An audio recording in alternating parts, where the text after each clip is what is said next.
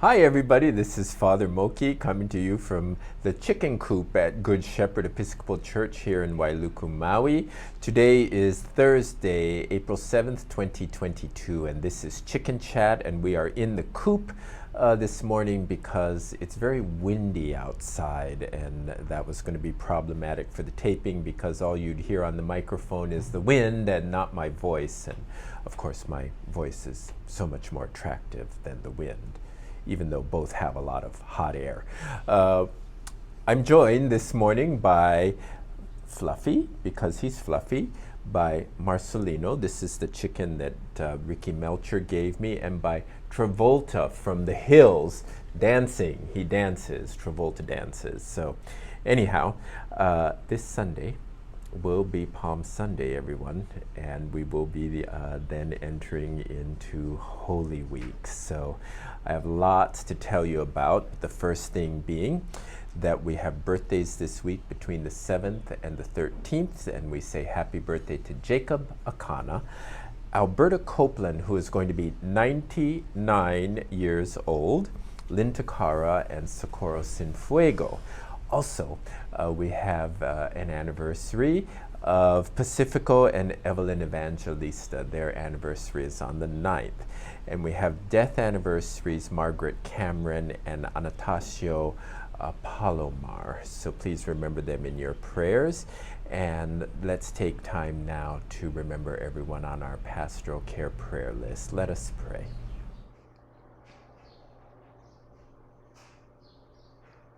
Eric, Purificacion, Paula, Jim, Donna, Filomeno, Sucheng, Amy, Velma, Cynthia, Joseph, Sana, Bill, Judy, Lucille, Paulino, Catalina, Maggie, Shirley, Fred, Dolores, David H., Leilani, Jacinta, Kaili, Juanita, Harry, Dixie L., David L., Kevin, Jan, Tripp, Joyce, Elmer, Sparky, Sonia, Ryder, Nelson, Dominga, Pilar, Arnell, Nick, Marilyn, Paige, Ernesto, Randall, Cora S., Barbara, Charlesta, Suzanne, Paul, Wendy, Dan, Gabby, Lynn, Tom, Christy, Maisie, Doreen, Chris, Blandina, Samantha.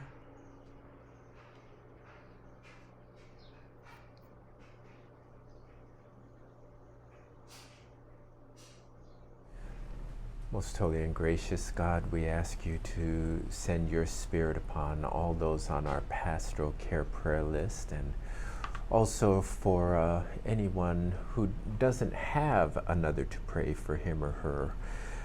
We ask that you be a healing presence in their midst and restore them to fullness of body, mind, and spirit, and bring them peace. Amen. Just so you know, if you have any intentions or prayer requests, please let me know. If it's not a name but an actual concern, I can get a prayer chain going for your special prayers. Also, if your birthday or anniversary is not mentioned in Chicken Chat, please let me or Cora know right away so that we can be sure to include you next year. Our Bible verse for the month of April comes from the book of Revelations 21:4. He will wipe away every tear from your eyes, and there will be no more death or sorrow or crying or pain. We are, of course, back in the church sanctuary on Sunday mornings at 9 o'clock. We had a very full house, and I actually went down into the congregation and shared the peace this Sunday. It was fabulous. Palm cross weaving and the lay po'o workshop. I misspoke last week on Chicken Chat, and so please understand that they both occur on the 9th of April, this coming Saturday, but the lay po'o workshop will be in the parish hall. Please call Cora and RSVP if you're planning to attend so that they get the right amount of foliage. The palm cross making will be at the home of Alfredo and Bessie Evangelista, 11 Willicona Street at 9 a.m. on Saturday. So we won't have competing forces there. The palm cross making is at the Evangelistas. The lay po'o workshop is here at the church. Also, just another reminder, please don't park on the ramp over here by bail bonds, and we need to keep access open to the yard while Vineyard Street is closed. Everybody really honored that this past Sunday, and we're very grateful to you. Also, during Lent, we don't do altar flowers, but Lent is over as of this Sunday. So if you want to remember a loved one or simply want to sponsor the flowers, they are a minimum of $40 for the flowers for any given Sunday. There is more information about altar flowers in the Shepherd staff. Also in the Shepherd staff there is a notice about a summer camp for Camp Mokule'ia. There's an early bird rate right now, and the first 5 children from Good Shepherd get an additional $200 scholarship. Almost half the cost will be covered by that scholarship. And then I'd also like to let you know that I am on the Church Pension Group Client Council for a term of, it's supposed to be 3 years, but it's actually going to be 2 because General Convention was a year late this year, and these terms run convention to convention. So the time between this General Convention and the next one is 2 years, so I'm only on for a 2-year term. We did 3 3-hour sessions via Zoom, and thanks be to God, next year we get to be in person in New York City for this event. So I'm very grateful for that. This past Sunday, Dixie and I made coffee, and then God bless Mary Lou Mellinger. She saw that there were no snack items, so she dashed across the street and bought bibinka for everybody, and so we very much enjoyed that, and we thank Mary Lou. This coming Sunday, Brian and Cindy Schuster will be sponsoring Coffee Hour, and we do have several people signed up for the next few Sundays, so we'll keep asking and advertising for that. And I had a great time. I grabbed the coffee carafe and was pouring coffee for people, and it was just really nice. The Ka'ohana Kitchen will be served by the Good Shepherd Youth this coming Sunday. Last Sunday was Santa Evangelista, and her new team from urology rather than gastroenterology. She's shifted from GI focus to urology focus. So anyway, there were a new group there, which was nice. A Cup of Cold Water is continuing. They're doing Monday runs to Paia. They're doing Wednesday runs to Central Maui. If you're willing to help with Cup of Cold Water, please reach out to Deb Lynch, and if you need her number, contact me and I'll give it to you very gladly. They need blankets, men's shorts and board shorts, especially size small, and jeans. Let's see. Oh, we still have a week's worth of virtual Lenten reflections. They launch. No, actually we don't. They end on Saturday. Yeah. And it's been really fun to put together, and we've gotten good feedback from the congregation, and we really appreciate that. They launch at 6 o'clock, but you can watch them anytime during the day. Sunday, this coming Sunday, is Palm Sunday. We will have our regular schedule of services. So that's 5 p.m. Eucharist out here in the courtyard, 7 a.m. virtual service, which is a very simple liturgy of the word, and then 9 a.m. Liturgy of the Palms and Palm Sunday Eucharist on Sunday at 9 o'clock. We're going to start in the courtyard, process to the church, and then go in for the rest of the service. Yeah. because Palm Sunday we read the entire Passion Gospel, there is typically no sermon. So I will not be delivering a sermon this Sunday, but we are going to have the Passion Gospel at the 9 a.m. Sunday service done in parts. And all of you get to shout, "Crucify him, crucify him, crucify him," and that's always great fun. Then we have Monday, Thursday, 7 p.m. in person with foot washing in the church. Good Friday, 7 p.m. Saturday, we do our normal 5 p.m. service out here in the courtyard. Then at 7, we're going to do the Easter Vigil. Mother Linda Decker is going to preside. I'm going to preach. Folk, please come to the Easter Vigil, please. It is the most holy service of the church year. And so many people come to Easter Sunday, but not the vigil. I am always sad about that, because I really think people are missing out on the fullness of the resurrection experience. So please consider attending. Then on Sunday morning, we have a 6 a.m. sunrise service right outside the front door of the church. We will have a 7 a.m.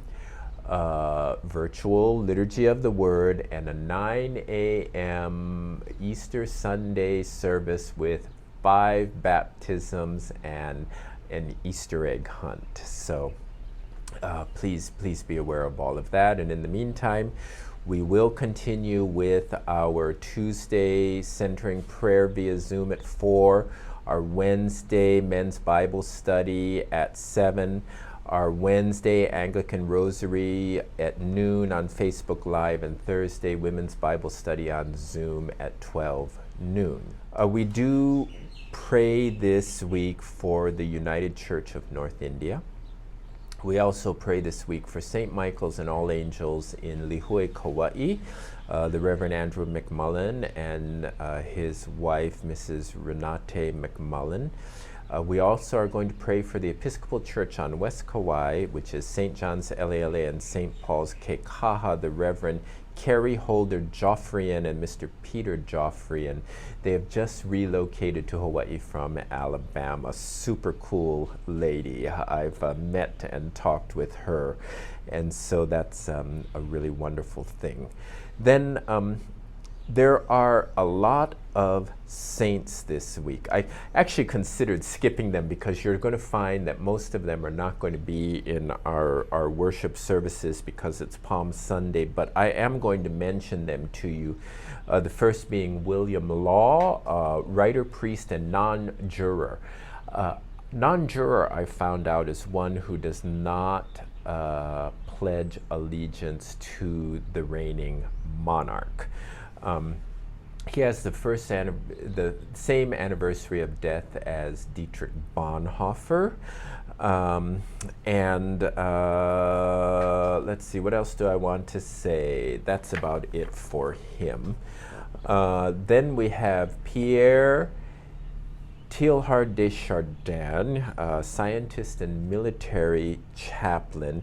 He was a Jesuit priest who was a trained paleontologist and geologist, and he took part in the discovery of what they called the Peking Man. He spent a number of years in China, and it says here his theological and philosophical works came into conflict with the Catholic Church, and several of his books were censured.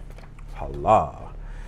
Then we have George Augustus Selwyn, who was a bishop and a missionary to New Zealand. He was the first bishop of New Zealand.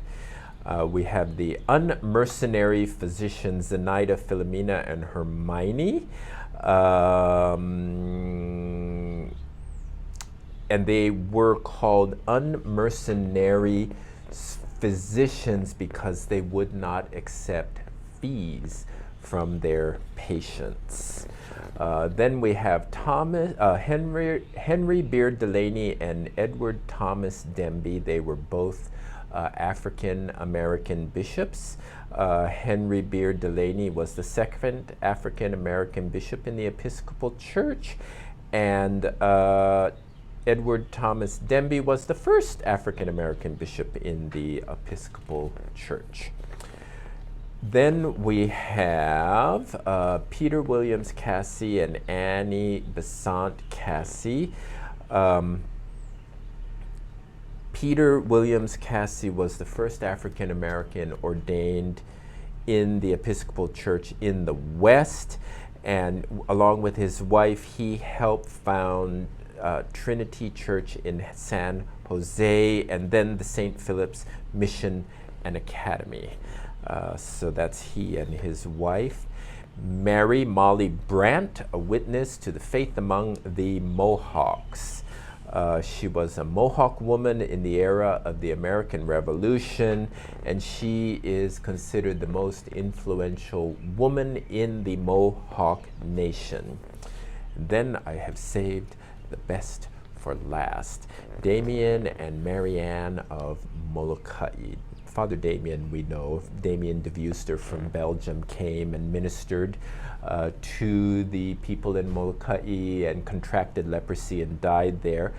Mother Marianne Cope, a religious, continued his work and did a lot of outreach, especially as the population increased. After she died, she was buried in Kalaupapa, and then when the time came for her to become a saint in the Catholic Church, the nuns from her order in Syracuse, New York, wanted her body back, so they exhumed it and took it to New York, where she's buried now. But when they took the body out of the ground, it fell back in, and so the legend in Kalaupapa is that she did not want to leave. Damien de Veuster, by the way, his body was also exhumed and taken to Belgium, but there is part of his hand that is buried in St. Joseph's Church in Calabao in Kalaupapa. Now, I want to tell you, last week I talked about my trip to San Francisco and going to worship at St. Gregory of Nyssa. I want to continue talking about that trip because part of what I did was go to Grace Cathedral, where Malcolm Young is the dean. Now, Malcolm and his wife Heidi, who's from Maui, come back quite a bit, and when they're here, they often come to Good Shepherd, so there's a nice connection there. But the thing that's neat about Grace Cathedral was the very first time I walked in there before I went to seminary, there was this carpet right by the baptismal font, and it had this maze on it, and I thought, what is this? And I looked, and it was a labyrinth versus a maze. The distinction being that a labyrinth has a set course, so if you stay on the path, you will not get lost. And if you are on the path and you get lost, you just go back on and you'll find your way in and out of the labyrinth. It's a meditation tool. So when you're walking the labyrinth, part of what's going on is you're going this way and this way. Well, let me go like this way and this way. And what that does is the crossing back and forth like that connects the left and the right brains so that one side isn't dominant and they're both in sync during that time of prayer. When you walk into the labyrinth, you engage in what they call purgation. So you walk and you think about all the things that you could let go of. Then when you get into the inside of the labyrinth, you experience illumination. So there's 6 petals, and you stand in each petal and you ask God to inspire your thoughts, words, and deeds. And then when you go out, it's called integration. So you integrate the insights you came up with in the center of the labyrinth and incorporate them into your life as you go outside. So it's a prayer tool. I like them because, you think you're going one way and then all of a sudden you're going in a totally different direction. And then you can have somebody completely on the other side of the labyrinth from you, and based on the way it's designed, you run into each other. And then sometimes you're walking towards someone and it looks like you're going to hit each other, and then you go in different directions, which is much like life. So if you ever have an opportunity to walk a labyrinth, I encourage you to do so. There is one on Maui that is the same design as the one in Grace Cathedral. It's in the parking lot of St. John's Kula. I've walked it several times, including once in the full moon up in Kula. So just a little bit of information and insight about the labyrinths. And now, everyone, the moment that you have all been waiting for, we are going to share with you the chicken of the week. And we have to pause here because I don't know who the chicken of the week is. And now, everyone, the chicken of the week. So I don't know what happened to me when I got illuminated in the middle of the labyrinth, but I felt compelled to stand there in front of all the faithful people who were there in the cathedral that day making pilgrimage and flap my wings like a chicken.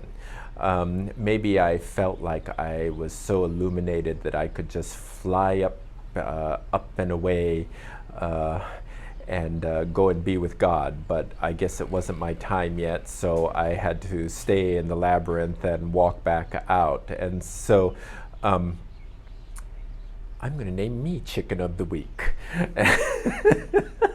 So congratulations to me, everybody. And the problem with Chicken of the Week these days is somebody has been chasing all the chickens out of the courtyard, and so there are no chickens to be had. So we're going to have to rectify that somehow. But anyway, congratulations to me for being Chicken of the Week, everybody. Take care, and we will see you all next week. Bye now. Blakey.